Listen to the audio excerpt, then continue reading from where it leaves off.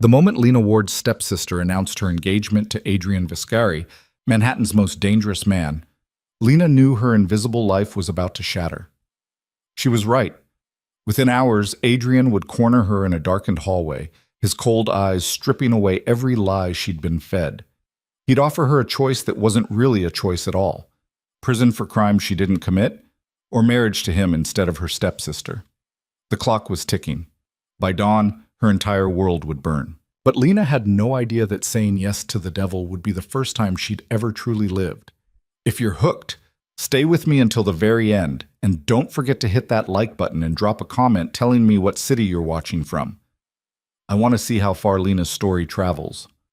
The champagne flutes gleamed under the crystal chandeliers like tiny weapons, each one perfectly aligned on Lena's serving tray. She moved through the crowd with practiced invisibility, her black uniform blending into the shadows of the Fifth Avenue penthouse. Around her, Manhattan's elite laughed too loudly, their jewelry catching the light in sharp, expensive bursts. Lena had perfected the art of being unseen. Head down, eyes lowered, smile when spoken to, but never speak first. 12 years under her stepmother's roof had taught her that survival meant silence. More champagne, a woman in a blood-red dress snapped, not bothering to look at Lena's face. Of course, Lena's voice came out soft, apologetic. She'd learned that tone early. The penthouse belonged to the Hartwell family, old money, old cruelty. Tonight's engagement party celebrated her stepsister Claire's upcoming marriage to some business magnate Lena had never heard of. Claire stood at the room's center in a white dress that probably cost more than Lena earned in a year, accepting congratulations like a queen receiving tribute. Their stepmother, Margaret, hovered nearby, her smile sharp as cut glass. She'd married Lena's father when Lena was 10, then spent the next decade systematically destroying any memory of warmth in their home. After he died, his heart giving out when Lena was 15, Margaret had made it clear that Lena's place in the household was earned through service and silence. "Lena," Margaret's voice cut through the party noise. "The guests in the study need refreshments. Don't embarrass us." Don't embarrass us. The family motto, at least where Lena was concerned. Lena balanced the tray carefully, weaving through the crowd toward the study. The hallway was quieter, the music fading to a distant pulse. She knocked twice, then pushed the door open. 3 men stood by the window, their conversation stopping the moment she entered. 2 of them were typical wealthy guests, expensive suits, soft hands, the kind of men who'd never worked for anything in their lives. The third man was different. He stood with his back to the city lights, and even in silhouette, Lena could feel the weight of him. Not his size, though he was tall, broad-shouldered in a way that suggested real strength, not gym vanity, but something else. Something that made the air in the room feel thinner. "Champagne," Lena's voice came out smaller than she'd intended. "Leave the tray." One of the soft-handed men waved dismissively. Lena set the tray down on the desk, careful not to let the glasses clink. She was turning to leave when a voice stopped her. "Wait." The word wasn't loud, but it carried authority that made Lena's spine straighten involuntarily. She turned back slowly. The third man had moved into the light. Lena's first thought was that he looked dangerous. Not in the obvious way, no visible scars, no aggressive posture. But there was something in his eyes, dark and assessing, that suggested he'd seen things that would break softer men. His suit was perfectly tailored, his dark hair pushed back from a face that was handsome in a harsh, uncompromising way. He was looking at her. Really looking, not through her the way most people did. "What's your name?" he asked. The other men shifted uncomfortably. One cleared his throat. "Adrian, I asked her a question. Adrian's eyes never left Lena's face. So this was Adrian Viscari, Claire's fiancé. Lena had heard the name whispered among the catering staff, warnings to be careful, to not draw his attention. Rumors of what he really did for a living, the kind of business that didn't appear in Forbes, but everyone knew about anyway. "Lena." Her throat felt dry. "Lena Ward." Something flickered in his expression. Recognition? Impossible. They'd never met. "Ward," he repeated, as if testing the name. His gaze moved over her face with an intensity that made Lena want to step back. "Your family to the bride?" "Stepsister." The word tasted bitter. "Interesting." Adrian's mouth curved, but it wasn't quite a smile. You can go. Lena fled. Her hands shook as she made her way back through the party. That look. She couldn't shake the feeling that he'd seen something in her, something she'd spent years trying to hide. The girl who was angry, the girl who hated the golden cage she'd been shoved into, the girl who dreamed sometimes of burning the whole thing down. There you are! Claire materialized from the crowd, her perfect face tight with irritation. Mother's been looking everywhere for you. I was in the study. Well, she needs you in the kitchen. The caterers are asking questions about the dessert service, and apparently you're the only one who can handle it. Claire's tone suggested that this was both beneath her and somehow still Lena's fault. Lena nodded and headed for the kitchen, grateful for the escape. The industrial-sized room was chaos. Chefs shouting orders, servers rushing past with trays. Lena found the manager and sorted out the dessert confusion, a problem that took all of 3 minutes to solve. She was heading back out when she heard her stepmother's voice from the adjacent pantry. Substantial debt, Edward. More than we discussed. Lena froze. Margaret never discussed money where anyone could overhear. She pressed herself against the wall, barely breathing. The arrangements are in place. An unfamiliar male voice, smooth and oily. By tomorrow morning, the forensic accountants will have all the documentation they need. The fraud is elaborate enough that by the time anyone realizes the truth, the ward girl will be in custody. Lena's blood went cold. And you're certain it can't be traced back to Claire? Margaret's voice was sharp. Mrs. Hartwell, I've been doing this for 20 years. The paper trail leads directly to Lena's accounts she doesn't even know exist. The embezzlement, the money laundering, all of it. She'll take the fall, your family stays clean, and we split the insurance payout 60-40. The world tilted. Lena's hand found the wall, fingers pressing into the plaster hard enough to hurt. What about Adrian? Margaret asked.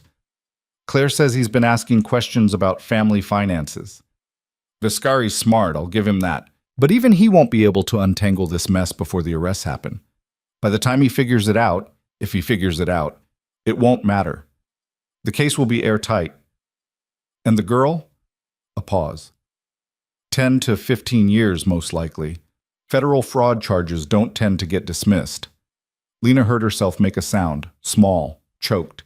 She clapped a hand over her mouth, but it was too late. The pantry door flew open. Margaret stood there, her face a mask of cold fury. Behind her, a thin man in an expensive suit looked mildly annoyed. Lena, Margaret's voice was ice. How long have you been standing there? Lena's mind raced. Deny everything? Run? What could she possibly... Long enough. The words came out steadier than she felt. You're framing me. Framing is such an ugly word. The thin man stepped forward. Let's call it creative accounting. I'll tell someone. Lena's voice shook now. I'll tell everyone what you're doing. Margaret laughed, a cold, brittle sound. Tell them what exactly? That your stepmother and her financial advisor discussed business matters? That you, a barely educated catering server, overheard a conversation you couldn't possibly understand? Who exactly do you think will believe you? The truth of it hit Lena like a fist. Who would believe her? She had no proof, no evidence, just her word against Manhattan society royalty. The accounts will be frozen by morning, the thin man said, checking his watch. Federal agents will be at your door by 8 a.m. I'd suggest you enjoy your last few hours of freedom. Margaret gripped Lena's arm, her nails digging in through the fabric. You've been a burden since the day your father married me. Always watching, always in the way. This is me finally being free of you. She released Lena with a small shove. Now get back to work. We still have guests. Lena stumbled backward. The kitchen noise felt distant, muffled. 10 to 15 years. Federal prison. For crimes she didn't commit, with evidence she couldn't fight. She had to run. Tonight. Now. Lena pushed through the kitchen doors, her mind already calculating. She had maybe $300 saved, hidden in her room. No car. Margaret had never allowed her to get a license. She could take the train, get out of the city, disappear somewhere. Lena Ward. She spun around. Adrian Viscari stood in the hallway, blocking her path. His hands were in his pockets, his expression unreadable. I need to go, Lena said, trying to step around him. He moved to block her. We need to talk. I can't. I don't have time. Make time. It wasn't a request. Lena's frustration boiled over. Look, I don't care who you are or who you're marrying. I have to leave. Now. So if you could just... You heard them, didn't you? Adrian's voice was quiet. In the pantry. The conversation about the fraud charges. Lena's breath caught. You were listening. I've been investigating Margaret Hartwell's finances for 3 months. Adrian pulled out his phone, showing her a screen filled with financial documents. She's been embezzling from her late husband's trust fund, your father's trust, the one that was supposed to support you until you turned 25. Lena stared at the numbers, the accounts, the systematic theft spanning years. Why would you? Because I'm about to marry into this family, and I don't like surprises. Adrian pocketed the phone. But I'll admit, the framing angle is new. That conversation was very informative. Then you have to help me. The words came out desperate. Tell someone what you heard. You have connections. People will believe you. They won't. Adrian's tone was matter-of-fact. No judge will allow hearsay evidence from a conversation I accidentally overheard. And by the time anyone investigates your stepmother, you'll already be arrested. The fraud scheme is sophisticated. Someone's been building this for months, maybe longer. Your name is all over it. Lena's legs felt weak. So I'm just... done? That's it? Not necessarily. Adrian studied her with that same intense focus from earlier. You have a choice. What choice? Running won't work. They'll find me. Staying means prison. There's no choice. There's always a choice. It just might not be the one you want. Adrian stepped closer. I can make this go away. All of it. The fraud charges, the false evidence, everything.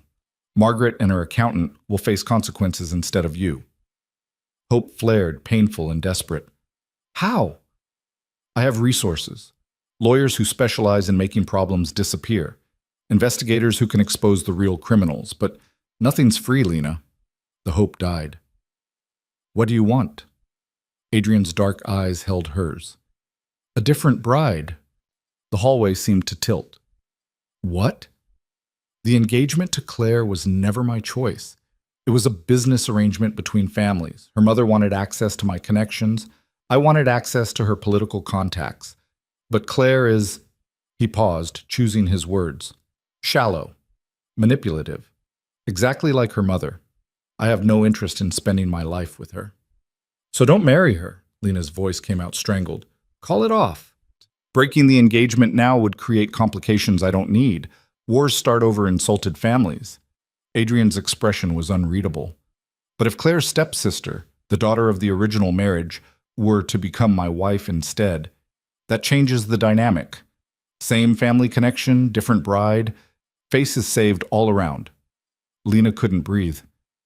You're insane. I'm practical.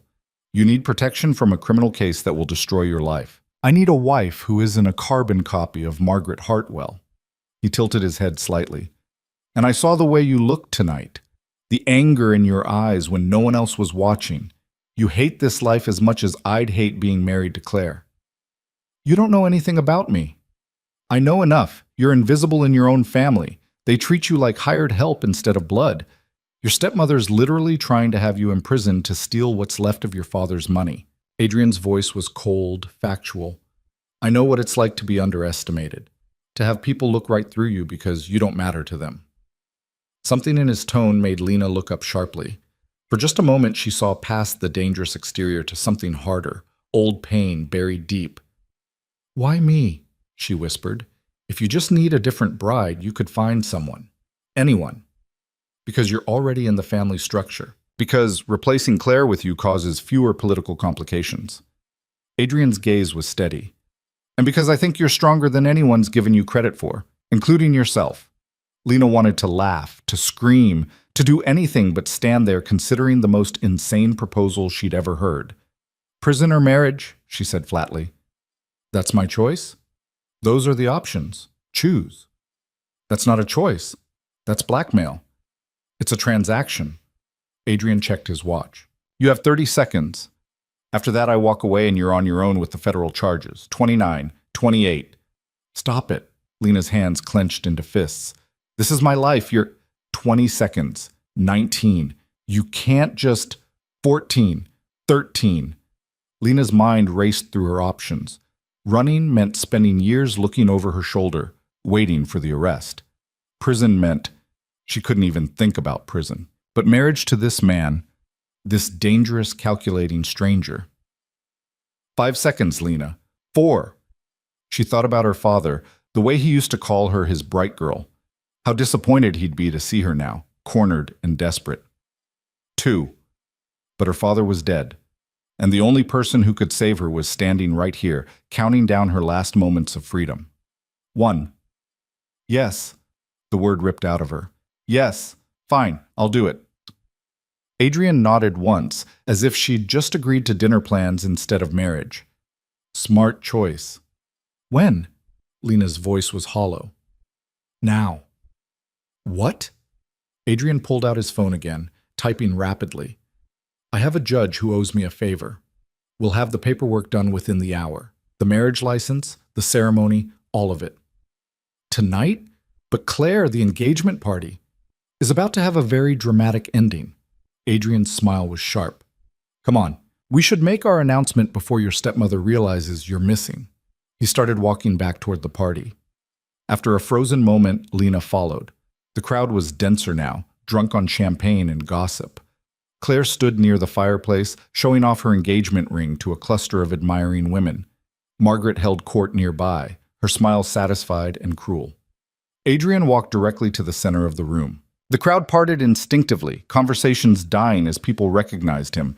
He picked up a champagne flute and tapped it with a knife until the entire room fell silent. Thank you all for coming tonight, he said, his voice carrying easily. I appreciate you celebrating this family occasion. However, there's been a change of plans. Claire's smile faltered. Margaret's eyes narrowed. Adrian reached back and pulled Lena forward. His hand was warm, steady. Lena felt every eye in the room land on her. The engagement is off, Adrian announced. Claire and I have mutually decided we're not suited for each other. The room exploded into whispers. Claire's face went scarlet.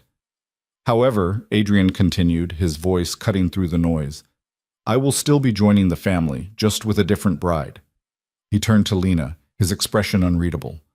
Lena and I will be married tonight. I hope you'll all wish us well. The silence that followed was absolute. Then Margaret's voice sharp as breaking glass. You can't be serious. Completely serious. Adrian's hand tightened on Lena's. The Hartwell family connection remains, just with the original bloodline instead of the second marriage. This is ridiculous. Claire pushed through the crowd, her perfect face twisted with rage. Lena? You're choosing Lena over me? Yes. Adrian's tone suggested the topic was closed. She's nobody. She's the help. Claire's voice rose to a shriek. She serves drinks for a living, and yet she's about to become my wife. Adrian looked at Margaret. I assume the family has no objections? Lena saw the calculation in her stepmother's eyes, the way she weighed her options, considered her angles. Finally, Margaret forced a smile that didn't reach her eyes. Of course not. Lena is family after all. The words sounded like they were coated in poison. How unexpected. Life is full of surprises. Adrian's smile matched Margaret's for coldness. Now, if you'll excuse us, we have a wedding to attend. He guided Lena toward the door. The crowd parted again, everyone staring. Lena felt Claire's hateful glare boring into her back, heard Margaret's furious whisper to someone nearby, but she kept walking. Adrian's car was waiting outside.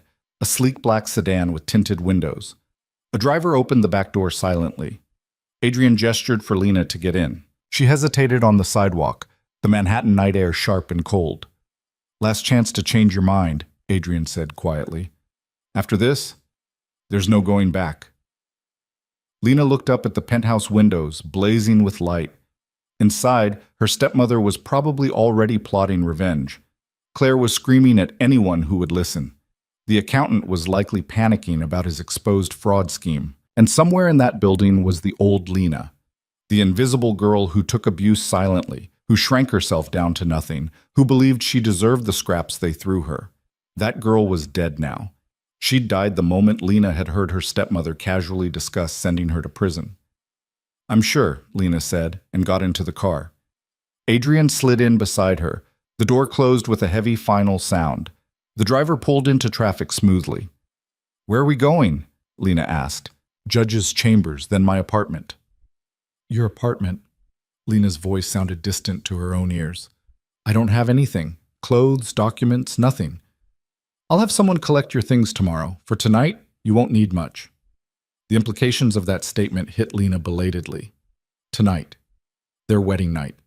She was about to marry a complete stranger, a man rumored to be dangerous, a man who'd just strong-armed her into this decision. "I don't even know you," she said quietly. Adrian looked at her, his expression shadowed in the car's dim interior. "No, you don't. But you will. And I think you'll find that I'm a better option than prison." "That's a low bar." "Fair enough." He turned back to the window. "But I'll give you something your stepmother never did." "What's that?" "Honesty." Adrian's voice was matter-of-fact. "This marriage is a transaction. I need a wife who isn't Claire. You need protection from criminal charges. But I don't lie to people, Lena. And I don't break my word. If I promise you something, it happens. If I make a threat, I follow through. You'll never have to wonder where you stand with me." How reassuring, Lena heard the bitterness in her own voice. "It should be. In my world, knowing the truth keeps you alive." "Your world?" Lena looked at him directly. "What exactly is your world, Adrian? Because the rumors say—" "The rumors are probably true." He met her eyes. "I run an organization that operates outside the law. We control territories. We handle problems that legitimate businesses can't touch. We move money and power in ways that would make your stepmother's fraud look like petty theft. I'm not a good man, Lena. I've done things that would horrify you, but I'm fair and I'm loyal to the people under my protection. And I'm under your protection now. You are. Which means no one touches you. Not Margaret, not the federal prosecutors, not anyone. You're mine now, and I protect what's mine." The possessiveness in his tone should have terrified her. Instead, Lena felt something strange, a loosening in her chest, like she'd been holding her breath for years and could finally exhale. "What do you want from me?" she asked. "Really? Not just a different bride. What do you actually want?" Adrian was quiet for a long moment. "I want someone I can trust, someone who isn't playing games or plotting behind my back, someone who understands that loyalty is earned, not bought." He glanced at her. "And I think you want out, not just from Margaret and Claire, but from being invisible, from being nobody." "You don't know what I want, don't I?" Adrian's smile was sharp. "I saw your face tonight before you knew I was watching. You looked at your stepsister like you wanted to burn her pretty dress right off her back. You looked at that party like it was a cage you'd give anything to escape. Tell me I'm wrong." Lena couldn't, because he wasn't. The car stopped outside an old courthouse building. Adrian got out first, then offered his hand to help Lena out. His grip was firm, warm, real. "Ready?" he asked. Lena looked up at the building, then back at the man who was about to become her husband. A stranger, a criminal. A man who'd just given her the only choice she had left. "No," she said honestly, "but let's do it anyway." Adrian's smile was genuine this time, brief but real. "Good answer." They walked inside together, and Lena Ward's invisible life ended forever. The judge's chambers smelled like old leather and older secrets. The ceremony was brief, clinical. Lena signed her name next to Adrian's, her hand steady despite everything. There were no flowers, no music, no guests. Just two strangers promising things neither of them quite believed. "You may kiss the bride," the judge said, almost apologetically. Adrian turned to Lena. For a moment, they just looked at each other. Then he leaned in and kissed her, gentle, brief, nothing like what she'd expected from a man with his reputation. When he pulled back, his expression was unreadable. "Let's go home, wife," he said quietly. And just like that, Lena became someone new, someone visible, someone dangerous, someone free. Adrian's apartment occupied the top 3 floors of a building in Tribeca that probably cost more than Lena could comprehend. The elevator required a key card and fingerprint scan. When the doors opened directly into his living space, Lena stepped into a world that felt like another planet. Floor-to-ceiling windows overlooked the city, Manhattan spreading out below them like a carpet of lights. The space was massive but surprisingly sparse. Expensive furniture arranged with precision, art on the walls that looked museum quality. Everything clean and controlled. It felt less like a home and more like a very beautiful holding cell. "Your room is upstairs," Adrian said, loosening his tie. "Second door on the left. There should be basic clothes in the closet. I had my assistant stock it earlier." Lena turned to stare at him. "You had clothes ready? Before you even asked me?" "I don't ask questions I don't already know the answer to." Adrian poured himself a drink from a crystal decanter. "You were always going to say yes. The alternative was too terrible." "You're extremely confident." "I'm extremely prepared. There's a difference." He took a sip, watching her over the rim of the glass. "You should get some rest. Tomorrow's going to be complicated." "Complicated how?" "Margaret will start making moves. Probably legal ones, definitely underhanded ones. She won't take this lying down." Adrian set the glass down. "But that's tomorrow's problem. Tonight, you need sleep. You look exhausted." Lena realized she was exhausted, bone deep, soul tired, the kind of tired that came from having your entire life explode in the span of a few hours. "What about you?" she asked. "I have work to do." Adrian was already pulling out his phone. "I'll be in my office. If you need anything, there's an intercom panel in your room." "Office. Right." Lena headed for the stairs, then paused. "Adrian?" He looked up. "Why did you really choose me? The real reason, not the political convenience excuse." Adrian studied her for a long moment. "Because when I looked at you tonight, I saw someone who was still fighting. Most people in your position would have broken years ago. But you were still there, still angry, still alive under all that forced invisibility. I respect that." It was the most honest thing anyone had said to her in years. "Good night, husband," Lena said, the word foreign on her tongue. "Good night, wife." The bedroom was enormous, decorated in shades of cream and gray. The closet held exactly what Adrian had promised. Basic clothes in her size, nothing fancy but all quality. Lena found a t-shirt and shorts, changed mechanically, and collapsed onto the bed. She should be panicking, should be crying or screaming, or doing something other than lying here in a stranger's apartment wearing his clothes with his ring on her finger. Instead, she felt nothing, just a vast, empty numbness where fear should be. Lena closed her eyes and, against all logic, fell asleep immediately. She woke to sunlight streaming through unfamiliar windows and the smell of coffee. For one disoriented moment, she thought she was back in Margaret's house, about to be yelled at for sleeping past dawn. Then the previous night crashed back. The party, the frame-up, Adrian, the wedding. Lena sat up slowly. Her phone, which had been in her catering uniform pocket, sat charging on the nightstand. 23 missed calls, 15 text messages, all from Margaret and Claire. She deleted them without reading. Downstairs, Adrian sat at the kitchen island with a laptop, dressed in different clothes than last night but looking like he hadn't slept at all. Coffee steamed in a mug beside him. "There's breakfast," he said without looking up. "Help yourself." Lena found pastries, fruit, yogurt, enough food for 5 people. She took coffee and a croissant, then stood awkwardly, not sure where to sit. "You can sit down, Lena. You live here now." Adrian's tone was dry. She slid onto a stool across from him. Up close, she could see the exhaustion around his eyes, the tension in his shoulders. Whatever work he'd been doing all night, it hadn't been easy. "Did you actually sleep?" she asked. "Not really my style." Adrian closed the laptop. "We need to talk about the next few days." "The complicated part you mentioned." "Exactly. Margaret filed for a restraining order against me at 6 this morning. Claims I coerced you into marriage, that you're being held against your will." Lena nearly choked on her coffee. "She what?" "It won't stick.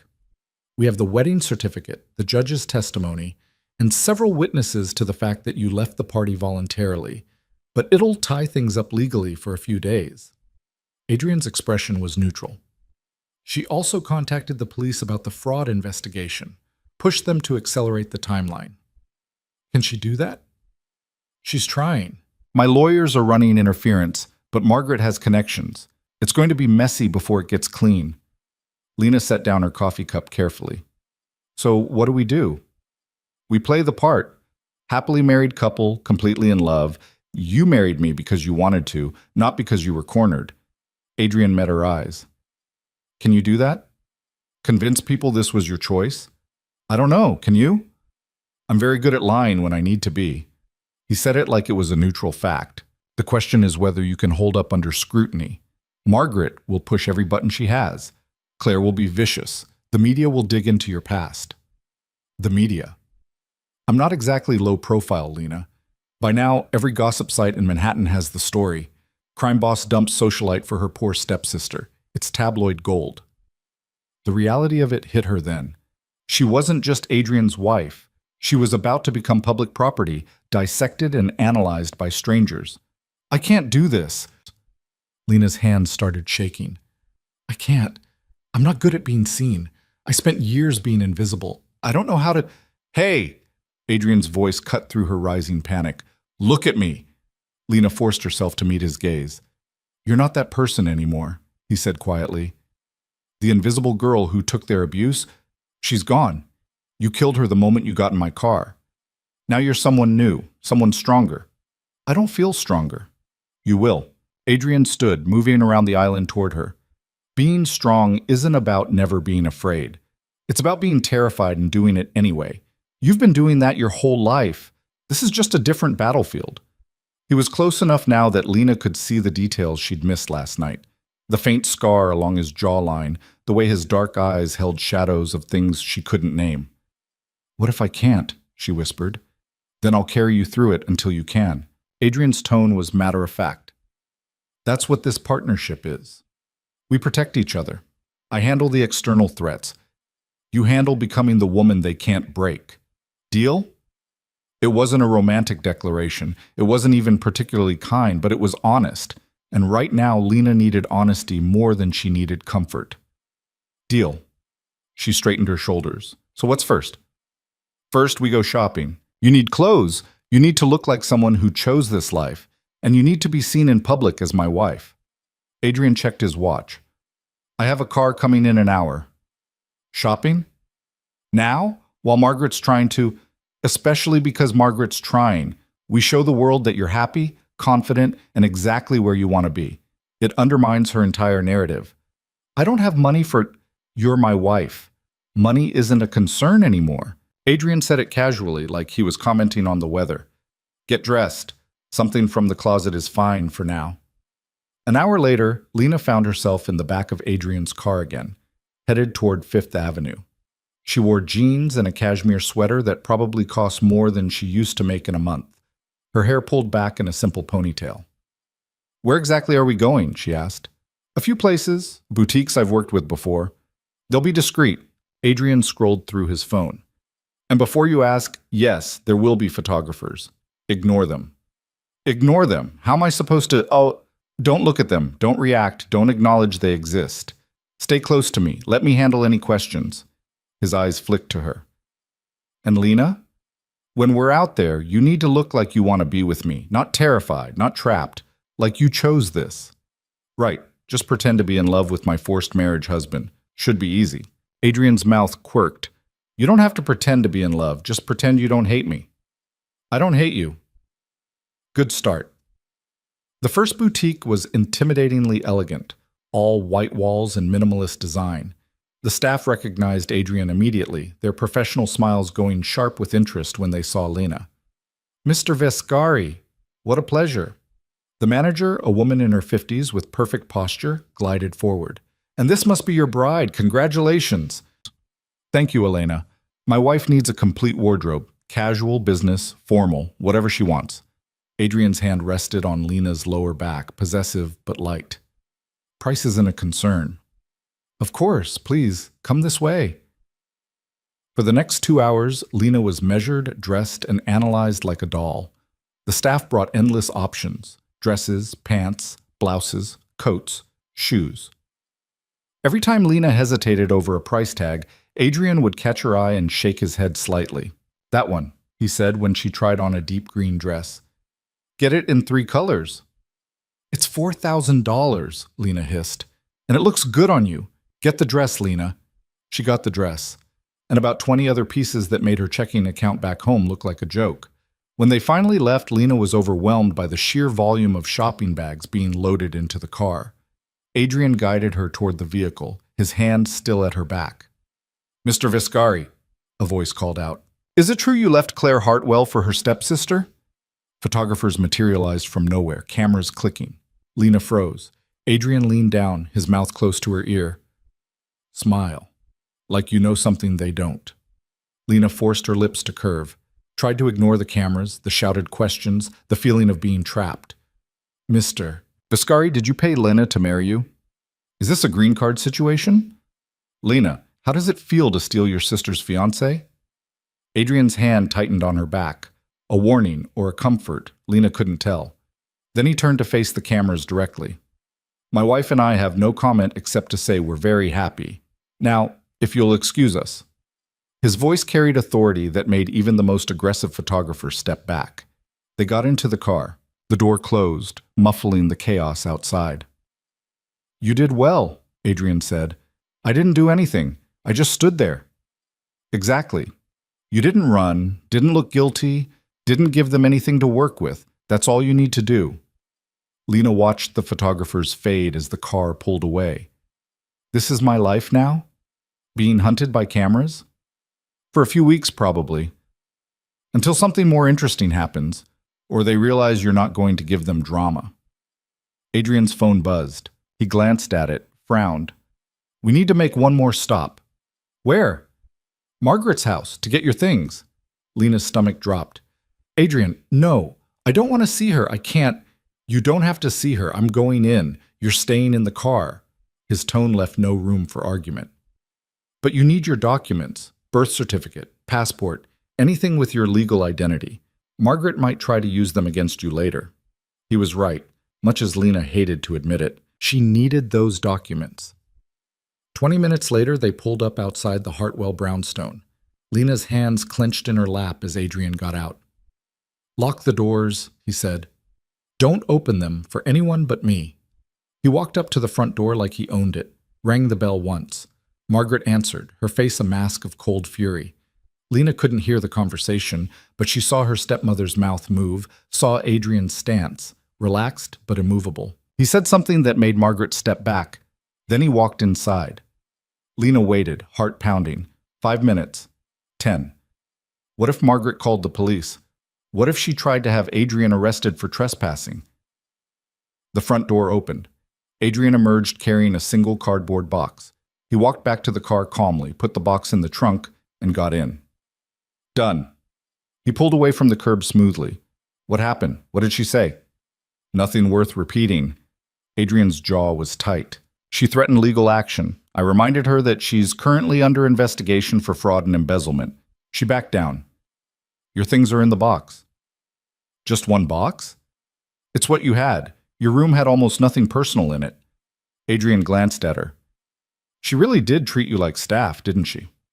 Lena didn't answer.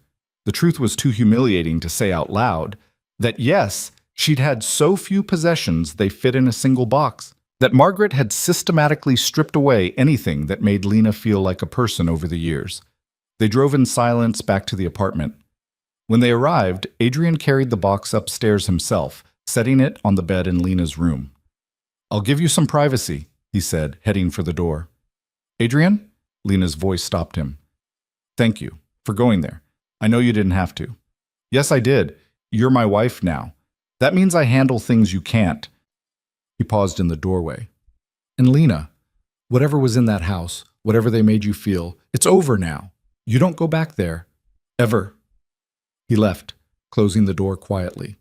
Lena opened the box slowly. Her father's watch, the only thing she had left of him. Her birth certificate and passport like Adrian had predicted. A few photos from before Margaret, when her father was still alive and smiling. Some books. A journal she'd kept hidden. Clothes that were threadbare and pathetic compared to what she'd just bought. At the bottom, she found something she didn't expect. A small envelope with her name on it in her father's handwriting. She opened it with shaking hands. Inside was a letter, dated 2 weeks before he died. "My bright girl," it began. "If you're reading this, I'm gone, and I'm sorry. I'm sorry I brought Margaret into our lives. I'm sorry I was too sick to protect you from what I saw coming. But I need you to remember something. You are strong. Stronger than anyone knows, stronger than you believe. Don't let them make you small. Don't let them steal your fire. Promise me you'll survive. Promise me you'll fight. I love you always. Dad. Lena read it 3 times, tears streaming down her face. Then she folded it carefully and tucked it in the drawer of her nightstand. Her father had been right about one thing. She was still fighting. She was still alive. And now, for the first time in years, she had someone in her corner. Even if that someone was a criminal who'd blackmailed her into marriage, it was more than she'd had yesterday. Lena wiped her eyes, straightened her shoulders, and went downstairs. Adrian was in his office, a room lined with bookshelves and dominated by a massive desk. He looked up when she knocked. "Come in." Lena stepped inside, closing the door behind her. "I need to know what happens next. Not just tomorrow or next week. Long term. What's the plan?" Adrian leaned back in his chair, studying her. "The plan is we let the fraud investigation run its course. My lawyers will expose Margaret and her accountant. The charges against you will be dropped. They'll face prosecution instead. It'll take a few months, maybe 6. And then? And then you're free, legally clear, financially independent. I'll make sure you get what your father left you from the trust." He paused. "As for the marriage, we can discuss that when the time comes. Annulment, divorce, whatever you want." "You just let me go? After forcing me into this?" "I didn't force you, Lena. I gave you a choice between bad options. There's a difference." Adrian's expression was unreadable. "But yes, when this is over, if you want out, I won't stop you." "What do you get out of it, really? Time, space, a wife who isn't going to stab me in the back or leak my business to rivals. Someone I can trust, at least provisionally." He stood, moving to the window. "And maybe, if we're both lucky, something resembling a partnership. Someone who understands that power and loyalty matter more than love and romance." That's bleak. That's reality. Love is a luxury for people who don't have enemies. Lena moved to stand beside him, looking out at the city. "Do you have a lot of enemies?" "More than I can count." "Great. And now they're my enemies too." "Welcome to marriage." Adrian's tone was dry. "But yes, which is why you need to learn how to handle yourself in my world, starting tomorrow." "What's tomorrow?" "Dinner with my associates. The people who keep my organization running. They need to meet you, assess whether you're a liability or an asset." He looked at her directly. "And Lena, you need to be an asset. These aren't polite society people. They're dangerous, they're smart, and they will test you." "How am I supposed to impress dangerous criminals?" "By being yourself. The version of yourself that survived 12 years with Margaret. The woman who chose marriage to me over prison because she's a fighter." Adrian's voice softened slightly. "You're stronger than you think. Tomorrow's your chance to prove it." Lena wanted to argue, to say she wasn't ready, to beg for more time. But the truth was, time had run out the moment she'd said yes in that hallway. "Fine, I'll do it." She met his eyes. "But you have to promise me something." "What?" "If I do this, if I play the part, meet your people, be your wife, you have to tell me the truth. About your business, about what you really do, about the risks. No more half answers or vague warnings. I need to know what I'm actually part of." Adrian considered this for a long moment. "Fair enough. But understand, once you know these things, you can't unknow them. The information will make you complicit, legally, morally, all of it." "I'm already complicit. I married you." "True." Adrian extended his hand. "Deal. Full truth in exchange for your commitment to this partnership." Lena shook his hand. His grip was firm, warm, and she felt the weight of the agreement settle over both of them. "Tomorrow night, then," she said. "I'll try not to embarrass you in front of your dangerous friends." "You won't." Adrian released her hand. "You survived Margaret. Compared to that, my associates are easy." Lena wasn't sure she believed him, but she nodded anyway. She left him in his office and went back upstairs, her mind racing with everything that had changed in 24 hours. She'd gone from invisible servant to crime boss's wife. From nobody to somebody people noticed. From having nothing to having more than she could process. And somehow, impossibly, She felt more terrified now than she had facing prison. Because prison she understood. Survival she understood. But this? This strange new world of wealth and danger, and a husband who saw her when no one else ever had? This was completely unknown territory. Lena looked at her reflection in the bedroom mirror. Same face, same eyes, but something was different now. Something harder around her mouth, something fiercer in her gaze. Her father had told her not to let them make her small. Margaret had tried and failed. Now it was time to see if she could be big enough for Adrian's world, or if it would swallow her whole. The next evening arrived too quickly. Lena stood in front of her closet, staring at the rows of new clothes with growing panic. What did one wear to dinner with criminals? The green dress felt too obvious, too trying hard. The black pants and silk blouse seemed safer, but Adrian had said these people would test her. She settled on a deep navy dress, simple, elegant, expensive enough to show she belonged, but not so flashy it screamed desperation. Her hands shook as she zipped it up. "You look good," Adrian's voice came from the doorway. He was already dressed in a charcoal suit that probably cost more than a car, his dark hair perfectly styled. He looked every inch the powerful man he was. "I look terrified," Lena corrected. "That too. But they won't see it if you don't let them." Adrian crossed the room, stopping in front of her. "Here." He held out a small box. Inside was a necklace, a single diamond pendant on a platinum chain. It was beautiful and understated and probably worth more than everything she'd owned in her old life combined. "I can't. You're my wife. You wear my jewelry." Adrian took it from the box and moved behind her. His fingers were warm against her neck as he fastened the clasp. "These people respect power and money. This shows you're under my protection, that you matter." Lena touched the pendant, feeling its weight. What if I say something wrong? What if they hate me? They won't hate you. They might test you, push boundaries, see if you crack under pressure. Adrian met her eyes in the mirror. "Don't crack, push back, show them you have a spine." Easy for you to say. No, it's not. I had to earn their respect too. Every single one of them questioned whether I deserved to lead when I took over. I proved myself by being smarter, harder, and more ruthless than they expected. His hand settled on her shoulders. "You'll do the same, just differently." "How?" "By being honest, by not pretending to be something you're not. They'll smell fake from a mile away." Adrian turned her to face him. "These are people who've survived by reading lies and spotting weakness. Don't lie. Don't act weak. Just be yourself." "Myself is scared." "Then be scared and strong at the same time. It's possible. I've seen you do it." Lena wanted to believe him, wanted to feel as confident as he sounded, but all she felt was the weight of the diamond around her neck and the certainty that she was about to fail spectacularly. The restaurant was in Brooklyn, an unassuming building that looked half abandoned from the outside. Adrian's driver pulled around to a private entrance in the back. "Stay close," Adrian said as they got out. "And remember, you're my equal here, not my accessory. Act like it." The interior was nothing like the exterior. Low lighting, expensive furnishings, tables spaced far enough apart for private conversations. A man in a suit that didn't quite hide the gun at his hip nodded at Adrian and gestured toward a private room in the back. Lena's heart hammered as they walked. Through the doorway, she saw people already seated around a long table. 5 of them. 3 men, 2 women, all looking up as Adrian entered. "About time," one of the men said. He was older, maybe 60, with gray hair and sharp eyes. "We were starting to think you'd changed your mind about introducing us to the infamous bride." "Traffic," Adrian said smoothly. "Everyone, this is Lena, my wife.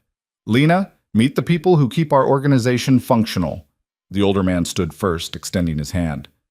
"Marcus Chen, I handle logistics and supply chains. Pleasure to meet you, Mrs. Viscari." Mrs. Viscari. The name still felt foreign. "Just Lena," she said, shaking his hand. His grip was firm, testing. "Lena it is." Marcus's smile didn't reach his eyes. "Quite the whirlwind romance, I hear. 1 week engaged to the stepsister, the next married to you." There it was. The first test. "It wasn't a romance," Lena said, keeping her voice level. "It was a business decision that happened to work in both our favors. Romance had nothing to do with it." Silence fell over the table. Lena felt Adrian go still beside her. Then Marcus laughed. A genuine sound. Well, at least you're honest. That's refreshing. One of the women stood next. She was stunning, probably in her 40s, with dark skin and eyes that missed nothing. Diane Foster. I handle legal affairs, the legitimate ones anyway. She looked Lena up and down with open assessment. So you know what you married into? This isn't some fairy tale, sweetheart. I know exactly what I married into, Lena said. And I'm not your sweetheart. Diane's eyebrows rose. Then she smiled, sharp and approving. I like her. She's got teeth. The introductions continued. James, a quiet man who handled finances and money laundering. Sophia, a woman with scars on her hands who managed security and enforcement. And finally David, the youngest of the group, who apparently ran their technology and surveillance operations. They all watched her with varying degrees of skepticism and curiosity. Lena felt like a specimen under glass. Sit, Adrian said, pulling out a chair for her. She sat, and he took the seat beside her, his hand finding hers under the table, a united front. Dinner was brought out, multiple courses, wine flowing freely. The conversation started carefully, dancing around business topics while everyone sized Lena up. So, Sophia said halfway through the second course, Claire Hartwell. You stole her fiancé right out from under her. That takes guts or stupidity. Which is it? Neither, Lena said. I took an opportunity when it presented itself. Claire would have done the same if our positions were reversed. You don't sound like you have much love for your family. They're not my family. They're people my father made the mistake of marrying into. Lena met Sophia's hard gaze. My father's been dead for 7 years. I've been surviving Margaret Hartwell ever since. So no, I don't have much love for them. Margaret Hartwell.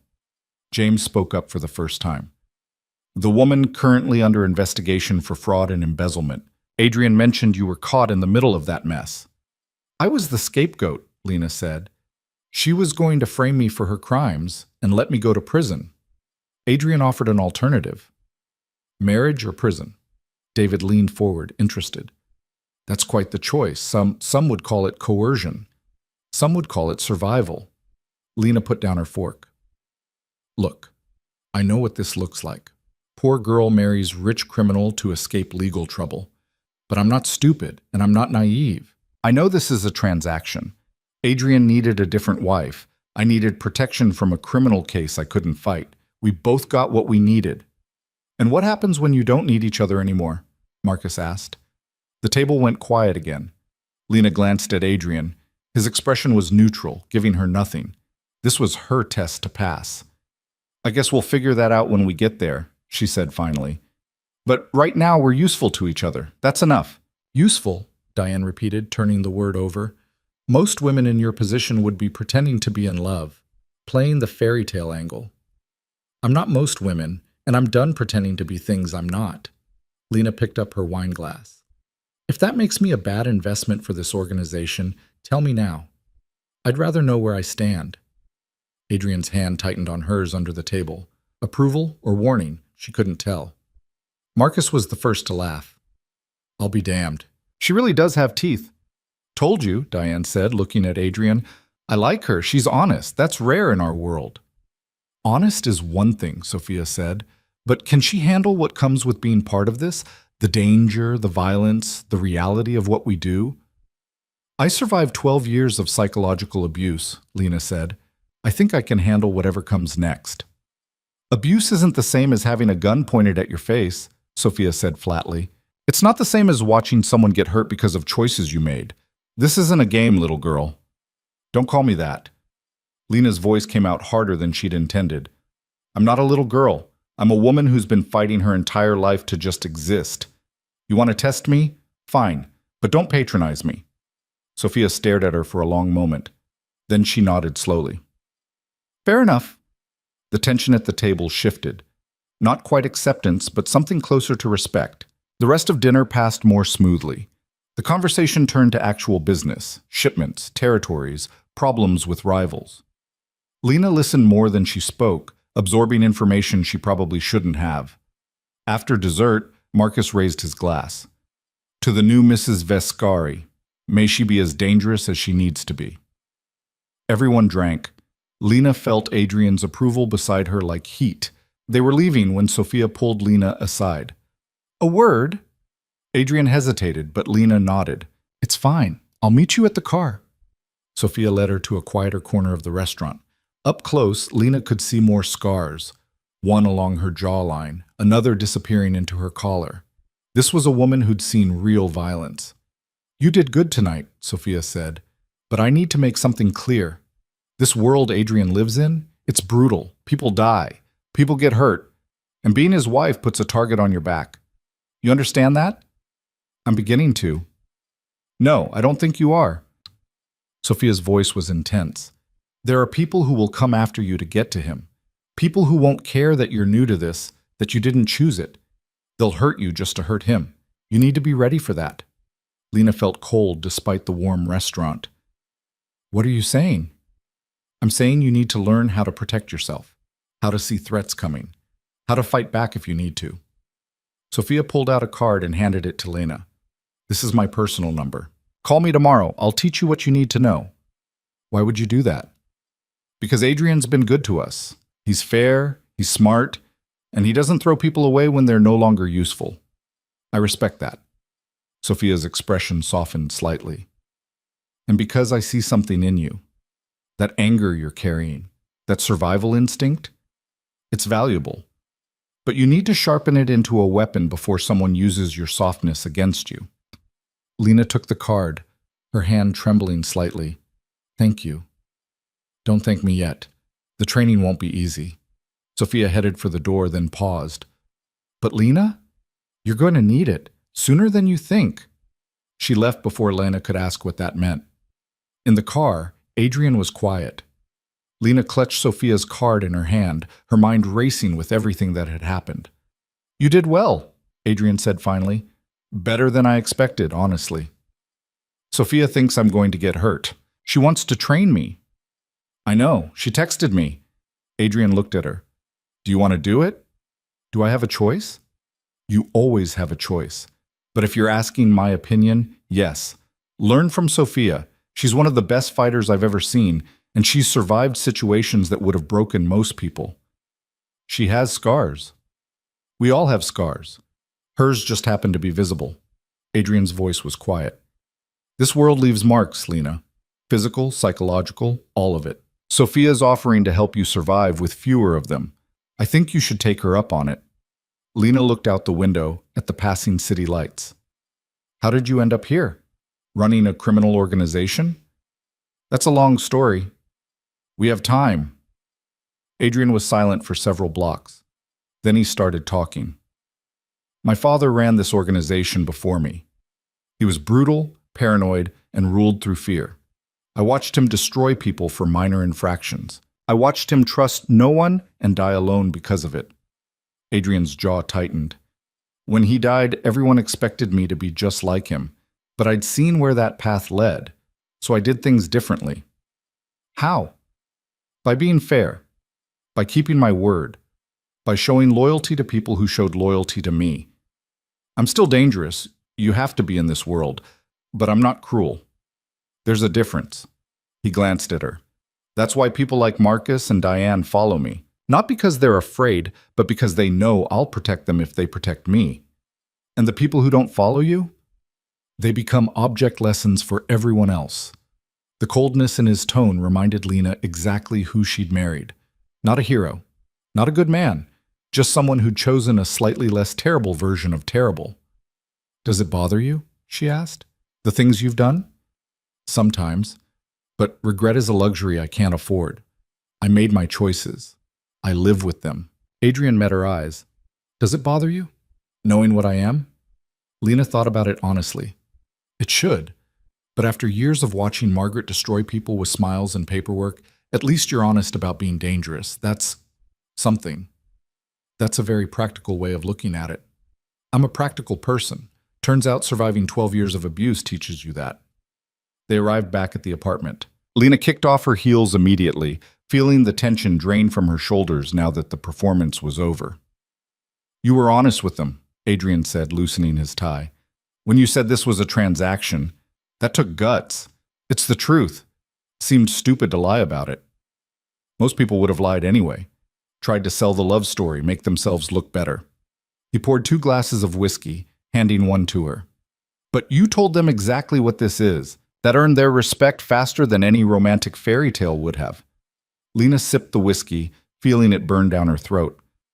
Sophia's right, isn't she? Someone's going to come after me eventually. Probably.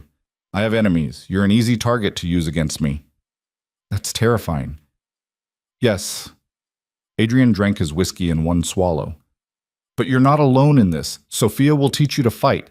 Diane will teach you how to navigate the legal system. Marcus and James will teach you how to spot financial traps. You'll learn. And what will you teach me? Adrian looked at her for a long moment. How to be ruthless when you need to be. How to make hard choices without flinching. How to survive in a world that wants to break you. I already know how to survive. You know how to endure. That's different. He set down his glass. Endurance is passive. Survival is active. You're going to need to learn the difference. Lena thought about that as she finished her drink. He was right. She'd spent years enduring Margaret's cruelty, taking it silently, waiting for it to end. But survival, real survival, meant fighting back, making moves, taking control. When do we start? She asked. Tomorrow. Sophia will contact you about training. I'll start teaching you about the business. Adrian headed for his office. Get some rest. You're going to need it. Lena went upstairs but couldn't sleep. Her mind kept replaying the dinner, the way those dangerous people had looked at her, tested her, eventually accepted her. The way Adrian had sat beside her like a wall of protection while still letting her fight her own battles. She'd walked into that room as nobody. She'd walked out as Adrian Vescari's wife, someone these people would have to account for. It was terrifying and exhilarating in equal measure. Her phone buzzed. A text from an unknown number. Training starts at 6 a.m. Don't be late. Sophia. 6 in the morning. Lena groaned but texted back. I'll be there. Another text came through immediately. Good. And Lena, prepare to hurt. Real training isn't gentle. Lena stared at the message. She thought about backing out, telling Sophia this was too much too fast. Then she thought about her father's letter, about being strong enough to fight, about never letting them make her small.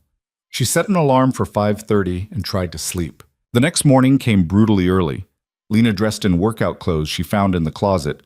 Of course, Adrian had thought of everything, and stumbled downstairs to find him already awake, coffee in hand. Sophia's gym is in Red Hook, he said, handing her a travel mug. Driver's waiting. Good luck. You're not coming? This is your training, not mine. Besides, I have a meeting with the lawyers about Margaret's case. He kissed her forehead quickly, a gesture so casual it surprised them both. Don't let Sophia break you on the first day. Encouraging. The gym was exactly what Lena expected. Industrial, sparse, full of equipment that looked designed for punishment rather than fitness. Sophia was already there, dressed in black athletic gear, stretching. You're on time. Good. Sophia straightened. We're going to start with basics. How to fall without getting hurt. How to protect yourself if someone grabs you. How to recognize threats before they become attacks. How long will this take? Months, maybe years, but we'll start with enough to keep you alive. Sophia gestured to the mat. Come on, let's see what you can do. The next 2 hours were brutal. Sophia showed no mercy, pushing Lena through drills that left her gasping and sore. She learned how to break a wrist hold, how to use her body weight as leverage, how to spot exits in a room. Again, Sophia barked every time Lena thought she couldn't go on. Again, faster, harder. By the time they finished, Lena could barely stand. Every muscle screamed. You did okay, Sophia said, which felt like high praise. But you hesitate, you apologize with your body language. That stops now. I've spent years making myself small. That doesn't just go away. It does if you work at it. Every day until standing tall becomes automatic. Sophia handed her a water bottle. Tomorrow, same time.